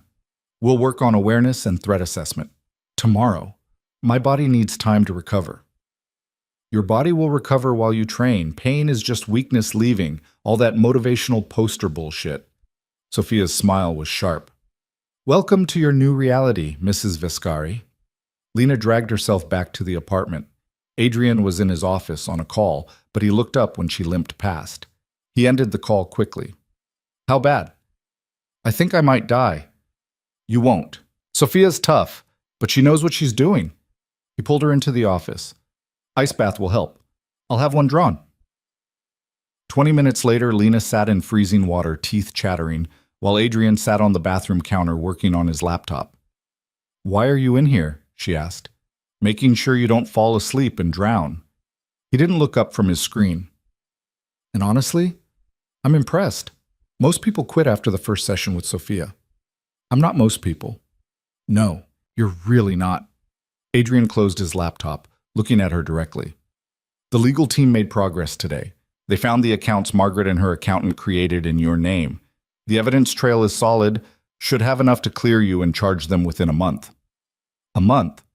Lena processed that. And then what? And then you're free. Legally clear, access to your father's trust fund, whole new life ahead of you. Free to leave if I want. Yes. Adrian's expression was carefully neutral. That was always the deal. Lena sank deeper into the ice water, thinking about freedom. A month ago, it was all she'd wanted. Now, sitting in Adrian's apartment, wearing his ring, about to learn how to fight from his people, freedom felt more complicated. What if I don't want to leave? She heard herself ask. Adrian went very still. What? What if this arrangement works? What if I actually like being someone who matters instead of being invisible? Lena met his eyes. What if I want to stay? Lena, you don't have to. I know I don't have to. I'm asking what if I choose to? She pulled herself out of the tub, grabbing a towel. You said this was a transaction, that we're useful to each other. Maybe that doesn't have to end in a month. Adrian stood slowly. You're talking about making this permanent? I'm talking about not making decisions until we have to. You gave me an out. I'm saying maybe I won't take it. Lena wrapped the towel tighter. Maybe I'll surprise us both. She left him standing there, processing. She could feel his eyes on her back as she walked away. That night, Lena lay in bed thinking about futures she'd never imagined. A life where she wasn't running or hiding, where she was strong instead of scared, where she stood beside someone powerful, not as a victim, but as an equal. It was insane, probably stupid, definitely dangerous. But for the first time since her father died, Lena felt like she was building something instead of just surviving, and that was worth fighting for. 3 weeks passed in a blur of bruises and revelations. Every morning, Lena dragged herself to Sophia's gym and learned new ways her body could hurt. Every afternoon, she sat with Adrian in his office while he explained the mechanics of his organization, how money moved, how territories were maintained, how loyalty was earned and kept. Every evening, she fell into bed exhausted, only to wake up and do it again. The bruises on her arms faded from purple to yellow. Her muscles stopped screaming quite so loudly. And slowly, something shifted inside her. She stopped apologizing when she took up space. Stopped lowering her eyes when people stared. Started walking like someone who belonged exactly where she was. Adrian noticed. She caught him watching her sometimes with an expression she couldn't quite read. Surprise mixed with something that looked almost like pride. You're getting better, Sophia said one morning after Lena successfully defended against a simulated attack. Faster reflexes, better instincts. You're starting to think like a fighter instead of a victim. I was never a victim, Lena said, breathing hard. No, you were. But you're not anymore. Sophia tossed her a towel. That's the difference. Victims react. Fighters anticipate. You're learning to anticipate. That afternoon, Diane showed up at the apartment with a stack of legal documents. Progress report, she announced, spreading papers across Adrian's desk. Margaret's case is falling apart beautifully. The forensic accountants found 3 offshore accounts she didn't even know we knew about. Her lawyer's already talking plea deals. How long until the charges against Lena are formally dropped? Adrian asked. 2 weeks, maybe 3. The DA wants to make sure everything's airtight before they move forward. Diane looked at Lena. You're officially in the clear. Congratulations. Lena should have felt relief, should have felt free. Instead, she felt something closer to vertigo, like the ground had shifted and she wasn't sure what came next. What about Claire? She asked. Claire's clean, legally speaking. She wasn't involved in the fraud, just ignorant of it. Though between you and me, I think she suspected and chose not to ask questions. Diane's smile was sharp. Margaret tried to drag her into it during interrogation, but there's no evidence. Claire walks away from this untouched. Of course she does. Lena's voice was bitter. She always does. Not this time. Adrian pulled up something on his laptop, turning it so Lena could see. It was a society gossip site, the headline screaming, "Hartwell heiress left at altar, inside Claire's humiliation." The article was vicious. Photos of Claire looking devastated at various events, quotes from anonymous sources about how she'd been replaced by her nobody stepsister, speculation about what that said about Claire's worth as a wife. It was character assassination dressed up as news. "Did you plant these stories?" Lena asked Adrian. "I didn't have to. The media did it themselves. Claire spent years being Manhattan's golden girl. Watching her fall from grace makes good copy." His tone was neutral. "She'll recover eventually, but her reputation's taken a hit she won't forget." Lena stared at the photos. She should feel satisfaction seeing Claire brought low, should feel vindicated after years of being overshadowed and belittled. Instead, she felt something uncomfortably close to pity. "She doesn't deserve sympathy," Diane said, reading Lena's expression. "Claire knew what her mother was doing to you. She benefited from it. Don't waste your compassion on people who wouldn't waste theirs on you." "I'm not sympathizing, I'm just—" Lena struggled for words. "It's weird being on the other side of it, being the one who got everything while she got nothing." "Get used to it." Adrian closed the laptop. "In this world, there are winners and losers. You don't apologize for winning." And Diane left shortly after, and Lena found herself alone with Adrian for the first time in days. He'd been busy lately, meetings that ran late, phone calls at odd hours, tension in his shoulders that suggested problems he wasn't sharing. "What's wrong?" she asked. "Nothing you need to worry about." "Adrian," Lena moved around the desk to face him. "You promised honesty, remember? Full truth in exchange for commitment. I'm committed. Your turn." He looked at her for a long moment, then sighed. "There's a territorial dispute brewing, another organization moving into areas I control. It's been building for weeks, and it's about to come to a head. Is it dangerous? It's always dangerous. But yes, this particular situation could get violent." Adrian rubbed his face tiredly. "I'm trying to negotiate a solution, but the other side isn't interested in talking. They want war." "What happens if there's war?" "People die. Territories change hands. Alliances shift." His voice was matter-of-fact, but his eyes were hard. "And anyone associated with me becomes a target, which includes you." Lena felt cold despite the warm office. "Sophia said this would happen, that people would come after me to get to you." She was right. Though I'd hoped it wouldn't be this soon. Adrian stood, moving to the window. "I can increase your security, put guards on you 24/7. But Lena, I need you to understand, if this goes bad, you could get hurt. Really hurt, and I can't promise I'll be able to stop it." "So what are you saying? That I should leave?" "I'm saying you have that option. The charges against you are about to be dropped. You'll have access to your trust fund. You could disappear, start over somewhere safe." He didn't look at her. "I wouldn't stop you." Lena walked over to stand beside him. The city spread out below them, millions of lights in the darkness. Somewhere down there, Margaret was facing the consequences of her crimes. Claire was dealing with her shattered reputation, and Lena was here, standing next to a man who'd become something she never expected. Important. "Do you want me to leave?" she asked quietly. "No." The word came out rough. "But what I want isn't what's safe for you. I didn't marry you for safety. I married you to survive." Lena turned to face him. "And I'm still surviving, just differently now." Adrian looked at her then, really looked, and Lena saw something shift in his expression. "You've changed. In 3 weeks, you've become someone completely different." "No. I've become who I always was underneath." Lena touched the diamond pendant she still wore every day. "I was just too scared to let anyone see it before. And now? Now I'm still scared, but I'm done letting fear make my decisions." She met his eyes steadily. "So if there's going to be war, teach me what I need to know. Don't protect me from it. Prepare me for it." Adrian's hand came up to cup her face. his thumb brushing her cheekbone. It was the most deliberately gentle thing he'd ever done, and it made Lena's breath catch. "You're extraordinary," he said quietly. "I don't think you realize that yet."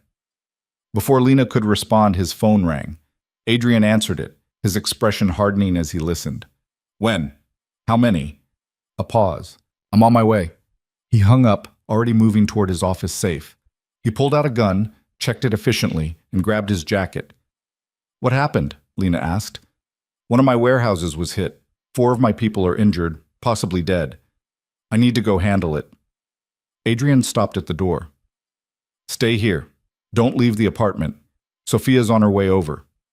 "Adrian, lock the door behind me. And Lena?" He looked back at her, his eyes hard and cold in a way she'd never seen before. "If anyone tries to get in who isn't Sophia or one of my people, you call me immediately. Don't open the door. Don't try to handle it yourself. Understand?" Lena nodded, her throat tight. He left, and the apartment felt impossibly empty. Sophia arrived 20 minutes later, armed and tense. She swept through the apartment, checking windows and exits before settling in the living room. "What's happening?" Lena asked. "Someone's making a move against Adrian, testing his defenses, seeing how he responds." Sophia's hand rested on her gun. "Could be the start of something bigger, or it could be a one-time message. Either way, you're safer here than anywhere else right now." They waited. Hours passed. Sophia made phone calls in quiet tones while Lena paced, unable to sit still. She thought about Adrian in some warehouse, dealing with injured people and whoever had attacked them. Thought about the violence she'd married into becoming suddenly, terrifyingly real. It was past midnight when Adrian finally came back. His suit was dirty, his knuckles bloodied, his expression exhausted. "How bad?" Sophia asked immediately. 3 injured, none dead. The attackers got away clean, but David's pulling surveillance footage now. Adrian looked at Lena, something in his eyes she couldn't name. "You okay?" "I'm fine, are you?" "I've had worse nights." He went to the bar, poured whiskey with shaking hands. The glass rattled against the bottle, the first sign of weakness Lena had seen from him. Sophia made a quiet exit, leaving them alone. Lena approached Adrian slowly. "Talk to me." "There's nothing to talk about. This is the job. People get hurt. I deal with it. Tomorrow we figure out who's responsible and I deal with them too." His voice was flat, emotionless, but his hands still shook. "Adrian." Lena took the glass from him, set it down, and caught his hands in hers. They were cold despite the warm apartment. "Look at me." He did finally, and she saw past the control to the exhaustion and anger underneath. This wasn't just business to him. Those injured people mattered. "Tell me about them," she said. "The people who got hurt." "Why?" "Because you care about them. I can see it. So tell me." Adrian was quiet for a long moment. Then he started talking. "Marco's worked for me for 5 years. He's got 2 kids and a wife. Tommy just started 6 months ago, ambitious as hell, wanted to prove himself. And Jackie," his voice cracked slightly. "Jackie's been with me since the beginning. She was there when I took over from my father. She believed in me when no one else did." "Are they going to be okay?" "Marco and Tommy will be fine. Jackie's in surgery. They don't know yet." Adrian pulled his hands away, rubbing his face. "This is my fault. I should have seen this coming, should have increased security, should have—" "Stop." Lena's voice was firm. "You can't control everything. You can't prevent every attack. All you can do is respond and protect your people going forward." "When did you become the wise one?" "About 3 seconds ago. I'm improvising." Lena pulled him toward the couch, making him sit. "You're exhausted. When's the last time you actually slept?" "I don't remember." "That's what I thought."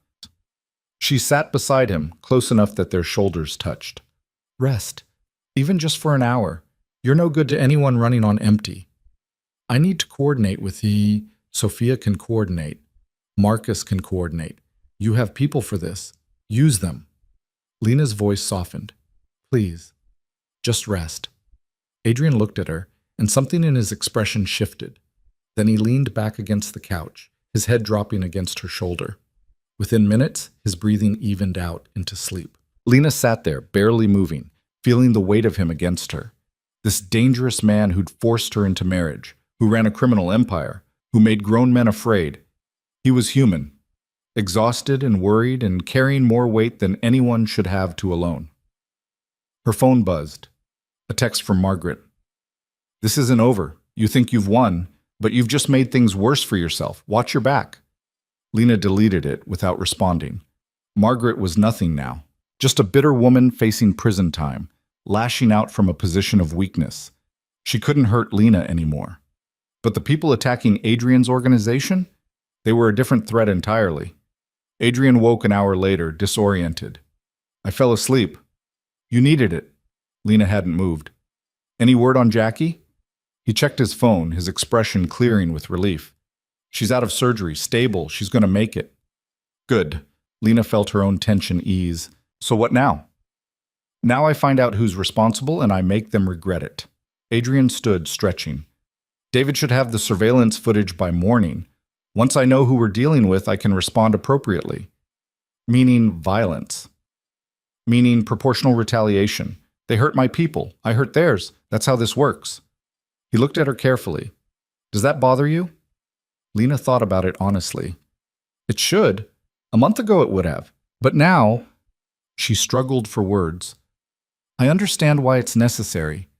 In your world, showing weakness gets you killed. You have to respond. You have to protect your own. You're starting to think like one of us. Is that bad? I don't know yet." Adrian moved to the window, looking out at the pre-dawn city. "When I offered you this deal, I thought you'd stay quiet, stay safe, stay out of the way. But you're not doing any of those things. Is that a problem?" "No. It's just—" He turned back to her. "You're becoming part of this. Really part of it, not just on paper. And I'm not sure if that's what you wanted or if I pushed you into it." "You didn't push me. I made choices." Lena stood, moving toward him. "Maybe they weren't perfect choices, maybe I didn't have great options. But they were mine. And I'm still choosing to be here." "Why?" Adrian's voice was almost vulnerable. "You'll be clear legally in 2 weeks. You'll have money, freedom, a whole life ahead of you. Why would you choose to stay in this world?" "Because for the first time in my life, I matter. People see me, they respect me, or at least they respect what I represent." Lena stopped in front of him. "And because you see me, the real me, not the invisible girl Margaret tried to turn me into. You saw her that first night, even when I was trying to hide her." "I did." Adrian's hand came up to touch her face again, that same gentle gesture that felt like a question. "But Lena, seeing you and putting you in danger are two different things. Tonight was a warning. Next time could be worse." "Then teach me how to handle worse. Train me, prepare me, trust me." She caught his hand, holding it against her cheek. "Don't push me away because you're afraid I'll get hurt. I've been hurt my whole life. At least here, I'm learning to fight back." Adrian searched her face, looking for something. Whatever he saw must have satisfied him because he pulled her close, his arms coming around her in a fierce embrace. "You're going to be trouble," he said against her hair. "Good. You could use some trouble in your life." They stood like that for a long moment, holding each other in the quiet apartment while the city woke up around them. It wasn't romance, wasn't love, wasn't any of the things fairy tales promised, but it was real and solid and more honest than anything Lena had known before. When Adrian's phone rang again, they pulled apart. He answered it, listening intently. "I'll be there in 20. He hung up, already moving toward his bedroom. "David found something on the surveillance. I need to meet with the team." "I'm coming with you." Adrian stopped. "Lena, I said I wanted to be part of this. That means showing up, not hiding in your apartment while you handle everything." She met his eyes steadily. "Besides, your people need to see that I'm not just a trophy wife. They need to see that I'm actually invested in this organization. This could get intense. There will be discussions of retaliation, of violence. I can handle it." Adrian studied her for a moment, then nodded. "Fine. But you stay close to me and you follow my lead. Understood?" "Understood." 20 minutes later, they walked into the warehouse where Adrian's team had gathered. Marcus, Diane, Sophia, David, and James were already there, along with several others Lena didn't recognize. They all looked up when she entered. "Mrs. Vescari," Marcus said, surprise evident. "This is unexpected." "She's here as my partner," Adrian said firmly. "Any objections?" No one spoke. Sophia caught Lena's eye and gave a subtle nod of approval. David pulled up the surveillance footage on a large screen. Okay, here's what we've got. 3 vehicles, 7 people total. They knew exactly where the cameras were, stayed mostly out of frame, but they got sloppy here. He froze the frame, zooming in on a license plate. That plate belongs to a vehicle registered to the Kozlov organization, James said. They operate out of Brighton Beach, mostly Russian crew. Kozlov. Adrian's voice went cold. He's been trying to expand into Manhattan for months. I've shut him down at every turn. This is his response. So what do we do? Diane asked. We hit back, hard enough that he thinks twice about trying this again, but not so hard we start an all-out war. Adrian looked around the room. I want a list of his operations, warehouses, fronts, anything that matters to him. We take out his most valuable asset and make it clear this is a proportional response to what he did to us. His most valuable asset is probably the shipping operation on the waterfront, Marcus said. He moves most of his product through there. If we shut that down, it costs him millions. Then that's what we do. Adrian's expression was hard. I want it done clean. No casualties if possible. I'm sending a message, not starting a massacre. Just damage his operation enough that he understands crossing me has consequences. The team started planning, discussing logistics and timing. Lena listened, absorbing information about criminal operations she'd never imagined. It should have horrified her. Instead, she found herself fascinated by the mechanics of it, how carefully they planned, how much thought went into minimizing collateral damage, how much they seemed to genuinely care about avoiding unnecessary violence. What about Lena's security? Sophia asked. If Kozlov knows about her, he might try to use her as leverage. I've already increased her detail, Adrian said. She doesn't go anywhere without protection, and she continues training with you every morning. Lena? She looked up, meeting his eyes across the room. I'll be careful, and I'll keep training. Whatever you need. I need you safe, Adrian said quietly. Then, louder. Everyone clear on the plan? We move tomorrow night. Marcus, coordinate the teams.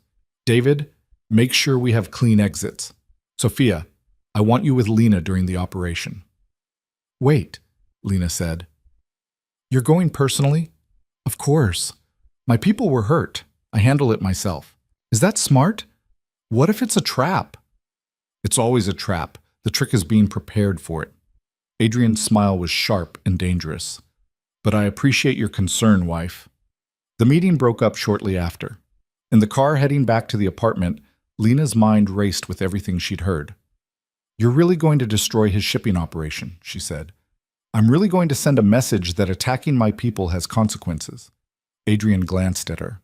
Having second thoughts about being part of this? No, I'm just processing. Lena looked out the window. A month ago, I was serving champagne at parties. Now I'm sitting in on meetings about criminal retaliation. It's a lot. It is. And Lena? It's okay if you need time to adjust, or if you decide this isn't what you want. The offer still stands. You can walk away. I don't want to walk away. She said it firmly, meaning it. I want to see this through, all of it. Adrian reached over, taking her hand. They drove in silence the rest of the way home, fingers intertwined, 2 people who'd started as strangers becoming something neither of them had quite expected. Partners. Maybe not in love, but in something just as powerful, a shared understanding that they were stronger together than apart. And in Adrian's world, that was worth more than love anyway. The night of the operation, Lena couldn't eat. She sat at the kitchen island, pushing food around her plate while Adrian checked his weapons with methodical precision. The apartment felt charged with tension, like the air before a storm. You don't have to watch this, Adrian said without looking up. Sophia can take you somewhere else until it's done. I'm not leaving. Lena set down her fork. You said I'm your partner. Partners don't run when things get difficult. Adrian finally looked at her, something complicated in his expression. Most partners don't have to watch their spouse go into danger. Most spouses aren't married to you. Lena stood, moving around the counter. And I'm not watching. I'm coming with you. Sophia's already agreed to keep me safe. Lena, don't. She cut him off. We've been through this. I need to see what your world actually looks like, not just the cleaned up version you show me. If I'm going to stay, if I'm going to really be part of this, I need to understand all of it. Adrian studied her for a long moment, then nodded slowly. Stay in the vehicle with Sophia. Don't get out unless she says it's safe. If anything goes wrong, you do exactly what she tells you without question. Agreed? Agreed. They left an hour later. The convoy consisted of 3 vehicles. Adrian's in the lead, Marcus and James in the second, and Sophia with Lena in the third. The drive to the waterfront took 40 minutes, tension building with every mile. You sure about this? Sophia asked quietly. It's not too late to turn around. I'm sure. Lena watched the city slide past, her heart hammering. How many times have you done this? Operations like this? Too many to count. It never gets easier if that's what you're asking. You just get better at managing the fear. Sophia's hands were steady on the wheel, her eyes constantly scanning. But Lena, what you're about to see, it might change how you look at Adrian, at all of us. Violence has a way of stripping away the civilization we pretend at. I know. Lena's voice was quiet. But I need to see it anyway. They arrived at a warehouse district near the water, industrial buildings looming dark against the night sky. Adrian's vehicle stopped a block away from their target. Lena watched as he and his team got out, moving with practiced efficiency. They'll disable the security first, Sophia narrated quietly. Then move in, plant the charges, get out. If everything goes right, we'll be gone before anyone realizes we were here. And if it goes wrong, then we adapt. Sophia's hand rested on her gun. But Adrian's good at this. Trust him. Lena watched the minutes tick by on the dashboard clock. 5 minutes. 10. Every second felt like an eternity. She thought about Adrian inside that building, thought about all the things that could go wrong, thought about how much she cared whether he made it back safely. When had that happened? When had the man who'd blackmailed her into marriage become someone she actually cared about? Movement caught her eye. Adrian and his team emerged from the building, moving quickly, but not running. They were almost back to the vehicles when headlights suddenly blazed from the opposite end of the street. Shit, Sophia breathed. That's not part of the plan. 3 vehicles roared toward them, blocking the exit. Men poured out, armed and aggressive. Lena watched in horror as Adrian's team took cover, weapons drawn. Stay down, Sophia commanded, pulling her own gun, and stay in the vehicle no matter what happens. Gunfire erupted. The sound was deafening, nothing like movies made it seem. Lena pressed herself against the floorboards, hands over her ears, terror flooding through her. Through the window, she could see Adrian behind cover, returning fire with cold precision. Marcus was shouting orders. James was dragging someone who'd been hit to safety. This was real. People were actually trying to kill each other, and Adrian was in the middle of it. Sophia was on her phone, calling for backup, her voice calm despite the chaos. We need extraction at the waterfront, multiple hostiles, 2 injured. Get here now. The firefight lasted less than 5 minutes, but felt like hours. Finally, the attacking vehicles retreated, leaving behind shattered glass and the acrid smell of gunpowder. Lena sat up slowly, her whole body shaking. Adrian was still standing, blood on his face from a cut near his temple, his suit torn, but alive. He was checking on his people, making sure everyone was accounted for. Sophia got out, gesturing for Lena to stay put. But Lena couldn't stay. She pushed the door open and stumbled out, her legs barely holding her. Adrian saw her and his expression went dark. I told you to stay in the vehicle. Are you okay? Lena's voice shook. You're bleeding. It's nothing, but you... He grabbed her shoulders, his grip almost painful. You could have been hit. A stray bullet, a ricochet. Do you understand how stupid it was to get out? I had to see if you were... Lena stopped, registering his fear beneath the anger. I'm sorry. I wasn't thinking. No, you weren't. Adrian pulled her against him hard, his hand in her hair. Don't do that again. Don't scare me like that. Marcus approached, blood on his shirt. We need to move. Kozlov's people might come back with reinforcements. How many injured? Adrian asked, not releasing Lena. 2. Tommy took a bullet in the shoulder. Jackie... Marcus's expression was grim. Jackie's hit bad. We need a hospital. No hospitals. Too many questions. Adrian was already moving, pulling Lena with him. Take them to Dr. Reeves. She'll handle it quietly. They piled into the vehicles. Jackie was unconscious in the back of Marcus's car, her breathing shallow. The same Jackie who'd believed in Adrian from the beginning, who'd been injured in the last attack and was now hurt again because of his war with Kozlov. Lena sat pressed against Adrian in the back seat, his arm around her like a vice. She could feel his heart racing, feel the adrenaline still pumping through him. "This is my fault," he said quietly. "I should have anticipated Kozlov would stake out his own operation, should have had better intelligence. You can't predict everything. I'm supposed to. That's my job. Keeping my people safe is my job. And I failed." His voice was raw with guilt. "Jackie's going to die because I made a bad call." "She's not going to die. You're getting her help." Lena turned to look at him. "And you didn't fail. Kozlov escalated. He brought more firepower than you expected. That's on him, not you." Adrian didn't answer, just held her tighter. They arrived at a nondescript building in Queens. Dr. Reeves was waiting, a severe woman in her 50s, who took one look at Jackie and started barking orders. Her team moved with military efficiency, getting Jackie onto a gurney and wheeling her into an operating room. "The shoulder wound is clean, doctor," Reeves told Adrian. "I can handle that here. But the other one, she needs surgery, real surgery, not what I can do in this facility." "Then take her to your hospital. I'll handle the paperwork, the questions, all of it." Adrian's voice was steel. "Save her life. Cost isn't a factor." Dr. Reeves nodded and got to work. The waiting room was dingy and uncomfortable. Adrian paced like a caged animal while his team sat in various states of exhaustion and injury. Lena watched him wear a path in the linoleum, watched the guilt eat at him, and knew she needed to do something. "Adrian," she caught his arm as he passed. "Stop. You're not helping anyone by torturing yourself. I should be doing something, planning our response, coordinating with. What you should be doing is sitting down and letting someone look at that cut on your face." Lena pulled him toward a chair. "You're no good to anyone if you collapse from exhaustion and stress." "I'm fine." "You're not fine. You're spiraling." Lena's voice was firm. "So sit. Down." To her surprise, he did. Sophia caught her eye from across the room and gave a subtle nod of approval. Dr. Reeves came out 2 hours later, tired but satisfied. "Jackie's stable. The surgery went well. She'll need recovery time, but she's going to make it." The relief in the room was palpable. Adrian's shoulders dropped, some of the tension finally leaving his body. "Can I see her?" "Not yet. She's in recovery. But yes, later." Dr. Reeves looked around at the battered crew. "The rest of you should go home. Get cleaned up. I'll call if anything changes."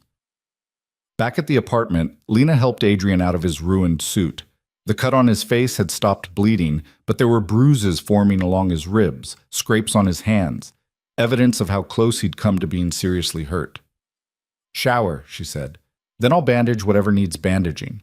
He didn't argue, just disappeared into the bathroom. Lena heard the water start and sat on the edge of the bed, her own hands shaking now that the adrenaline was wearing off. She'd watched people try to kill Adrian tonight, watched him return fire without hesitation, seen the reality of his world stripped of all pretense. And she was still here, still choosing this, still choosing him. When Adrian emerged, he looked more human, hair wet, wearing sweatpants and nothing else, the bruises on his torso visible in the lamplight. Lena gestured to the bed, and he sat, letting her clean and bandage the cut on his face. "You should have left," he said quietly. "When you saw what tonight really was, you should have walked away." "Probably." Lena's hands were gentle as she worked. "But I didn't, and I'm not going to." "Why?" "After everything you saw, the violence, the blood, how close we came to—" His voice broke slightly. "Why would you stay?" Lena finished with the bandage and sat back, looking at him directly.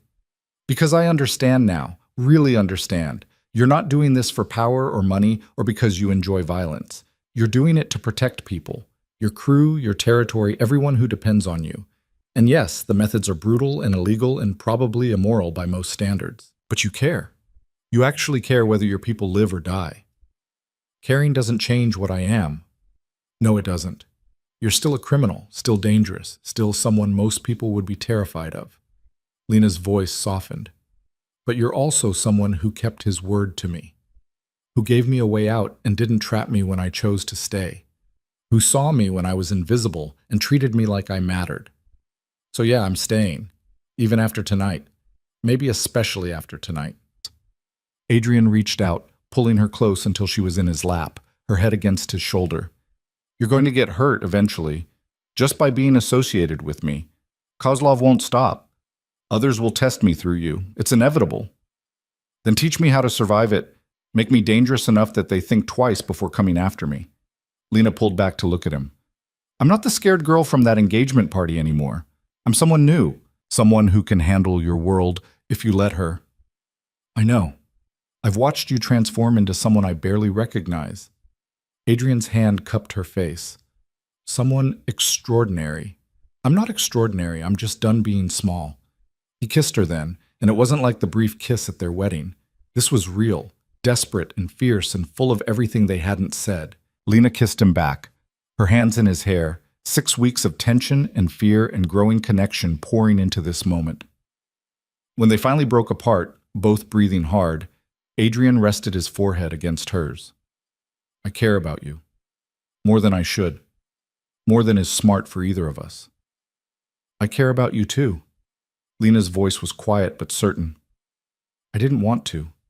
Didn't plan to. But somewhere between the blackmail and the bruises and learning to fight, I started caring whether you lived or died.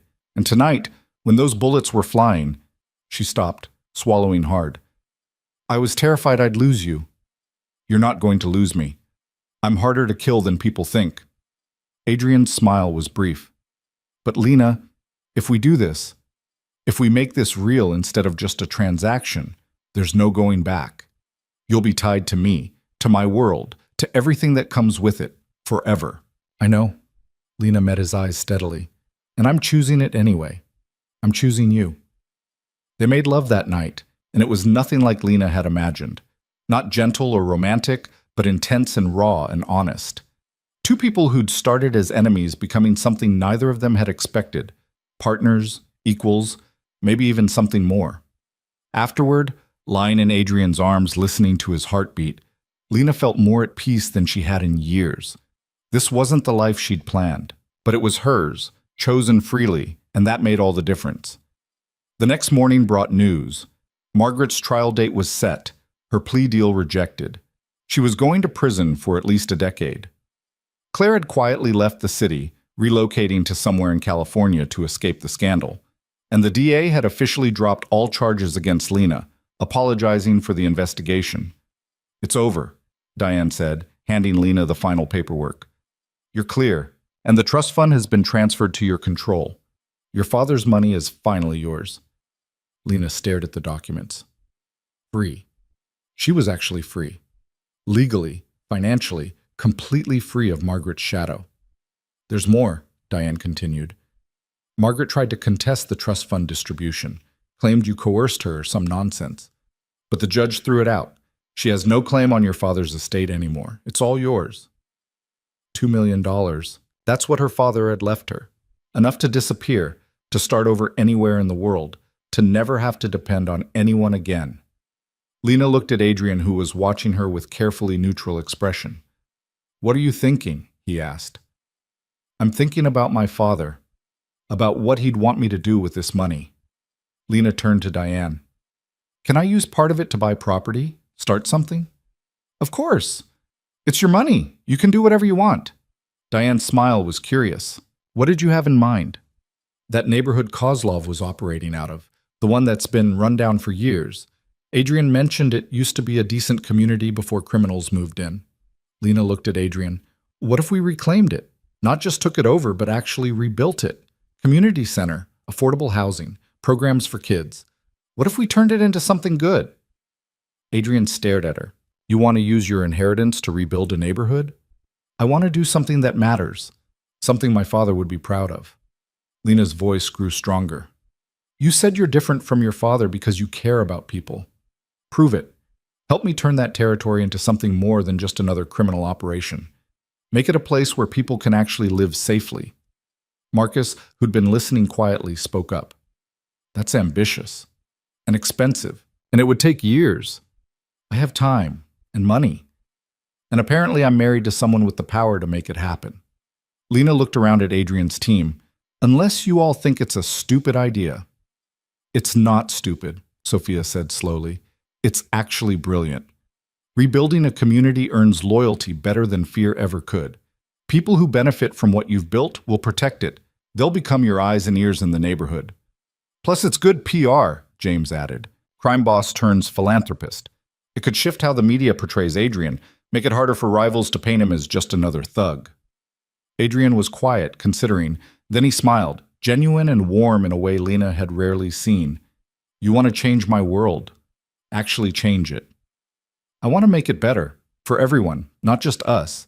Lena moved to stand in front of him. Is that naive? Probably, but I like it anyway. Adrian pulled her close. Fine.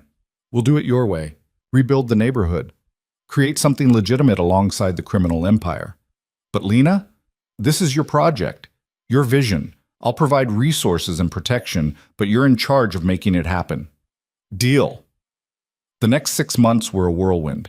Kozlov, faced with Adrian's retaliation and the loss of his shipping operation, agreed to a peace summit. The negotiations were tense but productive. Territories were redrawn, boundaries established, and an uneasy truce settled over the city. Meanwhile, Lena threw herself into the neighborhood project. She worked with community leaders, architects, and local businesses to design something that would actually help people. A community center with after-school programs. Affordable housing that wasn't a slum. Job training for adults. Gardens and playgrounds for kids. Adrian's money funded it. Lena's vision shaped it. And slowly, block by block, the neighborhood transformed. Jackie recovered from her injuries and became Lena's right hand in the project, coordinating security and outreach. Sophia continued training Lena, but now it was about confidence as much as combat. And Adrian watched his wife become a force in her own right, someone the community respected and his organization admired. You've changed everything, he told her one night as they stood in the nearly completed community center. Not just this neighborhood, me, my organization, all of it. I just asked the question everyone was afraid to ask. What if there's a better way? Lena leaned against him, looking at the space they'd created. Your people are still criminals. You still do illegal things, but now you're also providing something positive, something that helps people instead of just taking from them. The old me would have said that's weakness, that caring about community makes you vulnerable. And now? Now I think it makes us stronger, harder to break because we have something real to protect. Adrian turned her to face him. You did that. You made me want to be more than what my father was. The community center opened on a Saturday in early fall. The neighborhood turned out in force. Families, kids, elderly residents who'd lived there for decades. There was food, music, speeches about new beginnings. Lena stood at the podium feeling nervous for the first time in months. She'd faced down criminals and survived attacks and transformed from invisible to visible. But speaking to this crowd about hope and change felt more daunting than any of it. My father used to tell me I was stronger than I knew, she began, her voice carrying across the gathered crowd. I didn't believe him for a long time. I let people make me small, make me invisible. It took losing everything to realize I could choose to be something different. She looked at Adrian, standing off to the side with his team. This community center represents that choice. The choice to build instead of destroy, to help instead of hurt, to be more than the worst thing that ever happened to us. My father's money started this project, but all of you, every person who showed up, who believed this could be something good, you made it real. The applause was thunderous. Lena stepped down from the podium and into Adrian's arms, feeling his pride in the way he held her. Your father would be proud, he said quietly. I'm proud. That evening, back at the apartment that had become their home, Lena and Adrian sat on the couch with glasses of wine, exhausted but satisfied. So what now? Adrian asked. You've conquered my world, rebuilt a neighborhood, become someone the media calls a transformative force in criminal justice reform. What's next for Lena Viscari? Lena smiled at the name. She'd legally changed it 3 months ago, dropping Ward entirely. Viscari fit better, a name that meant something, that carried weight. I don't know. More neighborhoods maybe? Expand the programs. Find other ways to balance out the darkness in your business with something light. She looked at him. What about you? Any regrets about blackmailing me into marriage? None. Best decision I ever made. Adrian set down his wine and pulled her into his lap. Though I should probably apologize for the blackmail part. Probably. But I'll allow it this once. Lena kissed him softly. Since it worked out. It did. Against all odds, it actually did. Adrian's expression grew serious. I love you. I don't think I've actually said that yet. You haven't. I was wondering if you were going to. Lena felt warmth spread through her chest. I love you too, which is insane considering how this started. Most love stories don't start with coercion and criminal charges. Most love stories are boring, Lena grinned. Ours is better. They sat together as the city lights came on below them. Two people who'd found each other in the worst circumstances and built something real from it. Not perfect. They still had sharp edges, still fought sometimes, still lived in a world where danger was always lurking. But they had each other. They had a partnership built on honesty and respect and the kind of loyalty you couldn't fake. They had a community they'd rebuilt together, proof that even people living in shadows could create light. And most importantly, Lena had herself. The woman who'd been invisible for so long, finally visible, finally powerful, finally free. She'd survived Margaret's cruelty, survived the frame-up and the blackmail and the violent world she'd married into. She'd transformed from victim to fighter to leader, from nobody to somebody who actually mattered. Her father had told her not to let them make her small. She'd done better than that. She'd learned to make herself big, big enough to hold space for both Adrian's dangerous world and her own vision of something better. Big enough to be his equal. Big enough to choose her own life instead of having it chosen for her. And that was the real victory. Not escaping the cage Margaret had built, but breaking it open from the inside and walking out on her own terms. What are you thinking about? Adrian asked, watching her face. I'm thinking about choices. About how I chose prison over marriage originally because I thought it was the only way to maintain control. But then I chose you instead, and that turned out to be the real control, the real power. Lena looked up at him. I'm thinking about how sometimes the scariest choices are the ones that save us. Deep thoughts for a Saturday night. I'm allowed to be philosophical. I just opened a community center. I've earned some reflection time. Lena stood, pulling him up with her. Come on, let's go to bed. Tomorrow we have that meeting with the city council about expanding the housing project. Look at you, all responsible and civic-minded. One of us has to be. You're still a crime boss, remember? How could I forget? You remind me every time I get too sentimental. Adrian followed her toward the bedroom, his hand in hers. Though I notice you don't seem to mind being married to a criminal anymore. I've gotten used to it. Plus the benefits are decent. Lena glanced back at him with a smile. Protection, money, purpose, surprisingly good sex. I could do worse. Surprisingly good? I'm insulted. Fine, excellent sex. Happy? Getting there. They fell into bed together, still bantering, still themselves. No fairy tale ending, no dramatic transformation into perfect people. Just two complicated humans who'd found each other and decided to build something real from broken pieces. Outside, the city hummed with life. Somewhere, Margaret sat in a prison cell facing her crimes. Claire was rebuilding her reputation in California, probably still bitter about being replaced. Kozlov was nursing his losses and maintaining the fragile peace. And in the neighborhood they'd reclaimed, lights glowed in the community center, proof that even in darkness, people could choose to create light. Lena fell asleep in Adrian's arms, no longer afraid of being seen, no longer invisible, no longer the girl who survived by making herself small. She was Lena Viscari now, wife, partner, community leader, fighter, someone who'd walked through fire and come out forged into something stronger, someone who'd finally learned to live instead of just survive. And that was the ending she deserved. Not perfect, but real. Not safe, but chosen. Not the life she'd planned, but the life she'd fought for. The only life that had ever truly been hers.